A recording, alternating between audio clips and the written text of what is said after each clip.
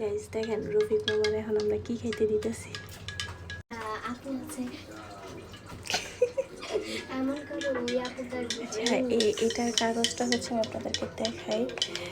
এটা হচ্ছে আপনার যে স্লিম হওয়ার, বুঝছেন, স্লিম হওয়ার তো এটা হচ্ছে আমি রফিক মামার এখন খাওয়ামো।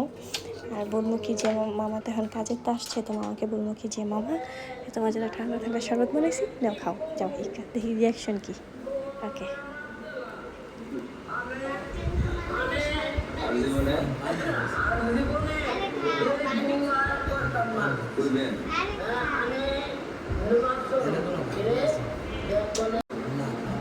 গাইস তারা শরবত আইনা দিলেও আমি ক্যামেরা চালু করাতে হানি হয়ে গেছে। আচ্ছা তো খাও, 20টাই খাও গাইস।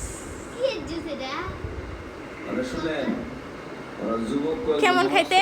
সেই সেই আমার মা দিছে। কেমন টেস্ট? আইসক্রিম। তুমি কি জানো এটা কি খাইছো?